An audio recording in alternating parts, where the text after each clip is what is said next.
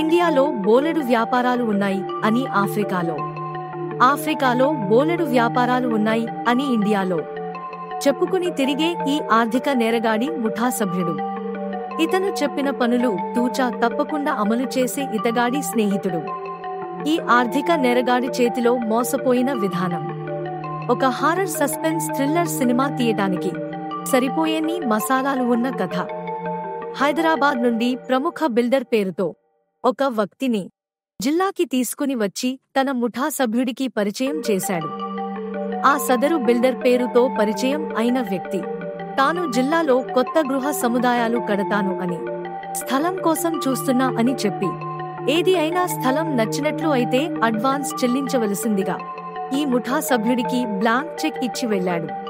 జీవితం సెటిల్ అయ్యే వ్యాపార అవకాశం వచ్చింది అని భావించిన ముఠా సభ్యుడు కొన్ని స్థలాలు వెతికి చూపించగా సదరు బిల్డర్ నచ్చలేదు అనే సాకుతో ఇచ్చిన చెక్ ని వాపస్ తీసుకున్నాడు.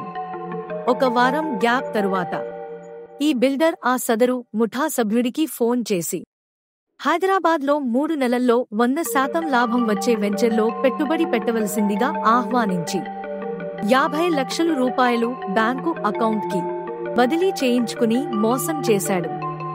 ఇది మొత్తం ముఠా నాయకుడి పన్నాగంగా ఆలస్యంగా గ్రహించిన ఆ ముఠా సభ్యుడు పాలు పోసి పెంచిన తన యజమాని కాటుకి గురి అయి 50 లక్షలు పోగొట్టుకుని పాముకి పాలు పోసినందుకు అదే పాము తనని నమ్మకంగా కాటువేసిన ఎవరికీ తన బాధ చెప్పుకోలేని పరిస్థితి. ప్రజలారా, ఇలాంటి మోసగాళ్లతో జాగ్రత్త. చూస్తూనే ఉండండి ది పొలిటీషియన్. మరింత ఆసక్తికరం అయిన ఈ నేరగాడి చరిత్ర పార్ట్ 7లో